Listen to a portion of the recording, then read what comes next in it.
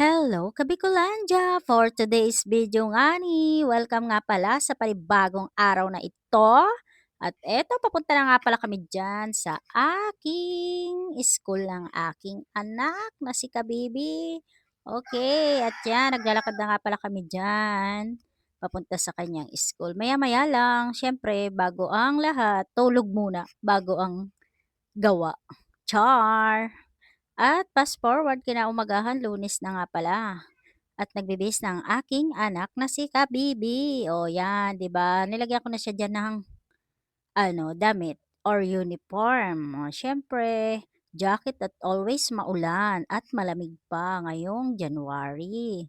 Para kaming nasa Alaska, super lamig at yan, pinapakita niya ang kanyang pagkain diyan, ang kanyang baon. At siyempre ako ay magja-jacket din at 'di kaya ang lamig kahit naligo.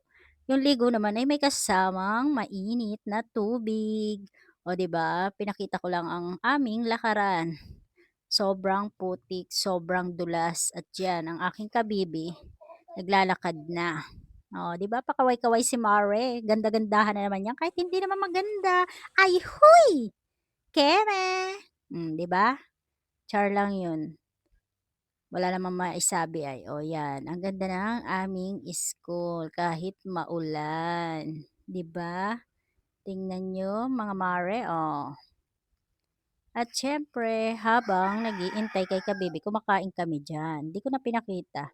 At fast forward again dahil nagbigay ng dalawang sardinas ang aking dalawang kumarites, nagbili ako diyan ng sardinas kay Ate Agnes.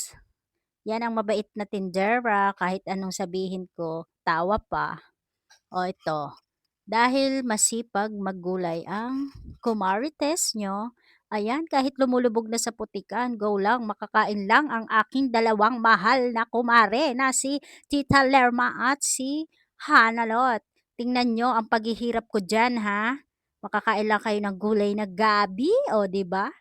Kahit ako'y lumubog na dyan, ayos lang, makakain lang talaga kayo. Tingnan niyo, oh, 'di ba? Paisa-isa, pakuha-kuha at mamaya sobra talaga mapunta pa ako niyan sa dulo. Talagang malalim 'yun, 'di ko alam kung may linta na ba diyan o ano. Grabe ang sakripisyo ko sa inyo, makakain lang talaga kayo ng gulay na gabi. At siyempre masarap talaga kumain ng gabi lalo't 'pag maulan, lalo't binigayan lang, charot. Ayan, salamat sa inyong dalawa. Kung walang sardinas, walang gabi. O, 'di ba, na 'yan hanggang tuhod po talaga 'yan diyan. At siyempre pagkatapos ko naman diyan ay nagbihis naman ako at talagang malusak naman ang aking mga paa. Pagkatapos naman niyan ay maya-maya lang iniluto-luto ko naman na 'yan diyan.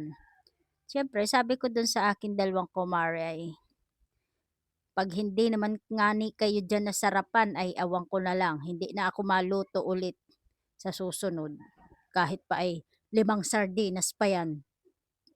Gusto ko masarapan kayo kahit pangit ang lasa. Charot! O yan, 'di ba? Hanggang dun sa may ano ng aking bibi. Hindi si kabibi ha, as in bibi yun or fato. Pato, itik, ganun. Dalawa yun po, pero namatay naman na yung isa. Ewan ko kung bakit namatay. Di ko alam kung nalason, namatay. Basta na lang biglang namatay siya. Di na yata nakakain. Charot! O, 'di ba? Yan ang mare niyo talagang sipag-sipagan kahit maputik, kahit maulan, para lang sa ating gabi-gabihan. Hmm, try nyo din guys. Pero try nyo din diyan sa inyo na magluto. Hindi na kayo mahihirapan as in ready to cook naman na kayo niyan. O yan, tapos na ang mare nyo. Yeah, bye! Babay lang pero hindi pa nagtatapos. At eto, kurapdot. Alam niyo yan guys. Sarap din yan. Nakakain na din ako. Nakatry na ako niyan. Try nyo din. O, 'di ba? Nagkuha na ako diyan ng tanglad. Yung tanglad ko naghihingalo na din 'yan. Dati ang kakapal-kapal niyan. At fast forward, siyempre na 'yan na naglagay na ako diyan ng kakanggata or liputok. Nilagay-lagay ko na. 4 na bahay po ang naambunan niyan. Kay mama, kay mommy, at sa dalawa kong kumarites na nagbigay ng sardinas. Thank you again, paulit-ulit ng thank you at para makaulit-ulit, o 'di ba? Sarap-sarapan at yun lang po, thank you for watching.